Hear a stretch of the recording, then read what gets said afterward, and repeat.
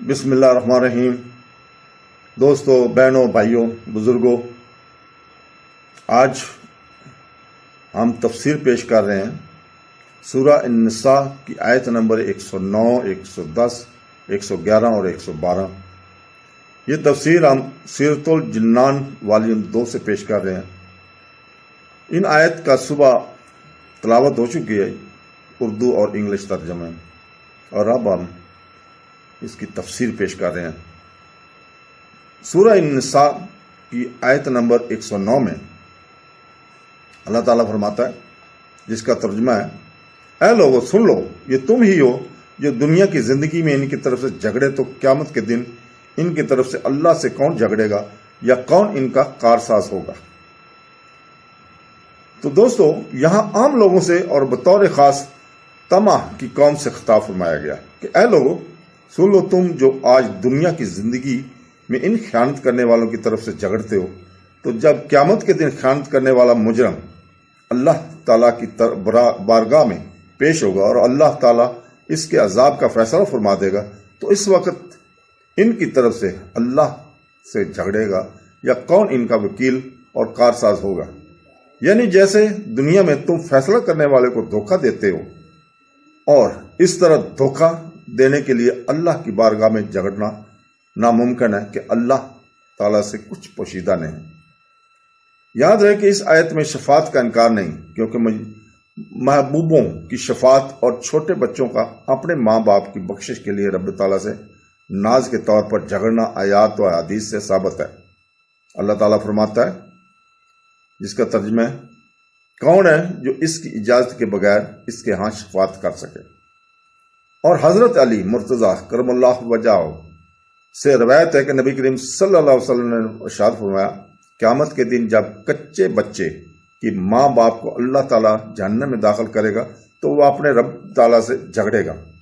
فرمایا جائے گا، جس کا ترجمہ: اے کچے بچے، اپنے رب تعالیٰ سے جھگڑنے والے اپنے ماں باپ کو جنت میں لے جا، تب وہ انہیں اپنے ناف سے کھینچے گا حتیٰ کہ انہیں جنت میں داخل کر دے گا۔ مگر یہ جھگڑا رب کریم کی بارگاہ میں ناز کا ہوگا، نہ کہ مقابلے کا۔ 112 میں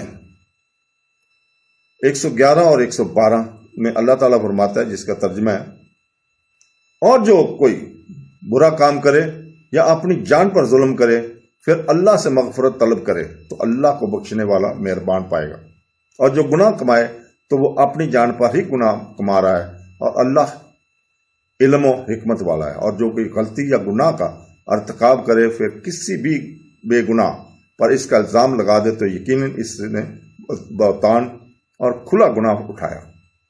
اس آیت میں اور اس کے بعد والی 2 آیتوں میں 3 چیزوں بیان فرمائی گئی ہیں۔ پہلی یہ کہ جو شخص کوئی برا عمل کرے یا اپنی جان پر ظلم کرے پھر اللہ تعالیٰ سے معافی کا طلبگار ہو اور سچی توبہ کرے اور اس کے تقاضوں کو پورا کرے تو اللہ تعالیٰ کو غفور الرحیم پائے گا۔ سبحان اللہ۔ دوسری بات یہ کہ ارشاد فرمایا کہ جو گناہ کرے گا وہی اس گناہ کا وبال اٹھائے گا۔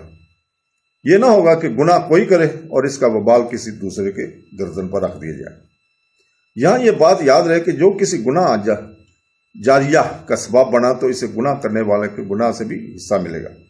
جیسے کسی نے سینما کھولا یا شراب خانہ کھولا یا بے حیائی کا اڈا کھولا یا اپنی دکان وغیرہ پر فلمیں چلائیں جہاں لوگ بیٹھ کر دیکھیں، یا کسی کو غلط راہ پر لگا دیا، یا کسی کو شراب، جوا یا نشے کا عادی بنا دیا، تو اس صورت میں گناہ کا کام کرنے والے اور اس راہ پر لگانے والے دونوں کو گناہ ہوگا۔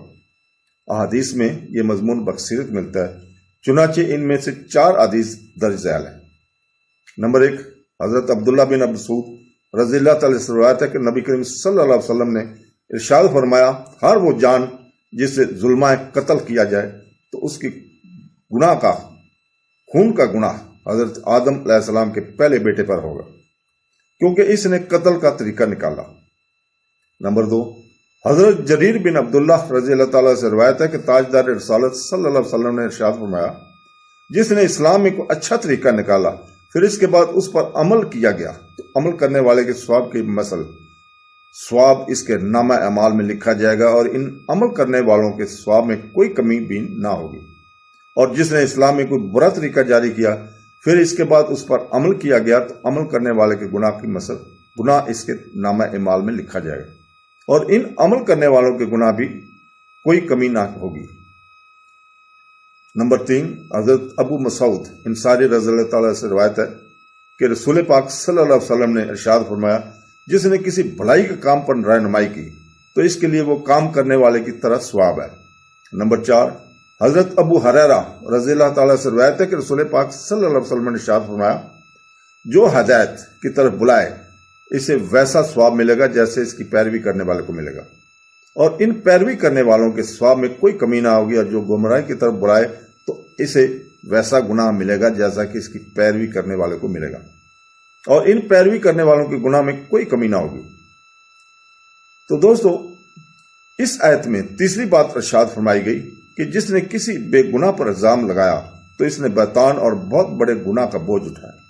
آیت میں گناہ سے مراد گناہ کبیرہ اور خطا سے مراد گناہ صغیرہ ہے۔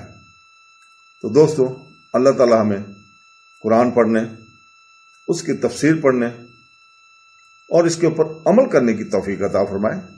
آمین ثم آمین۔ اللہ حافظ۔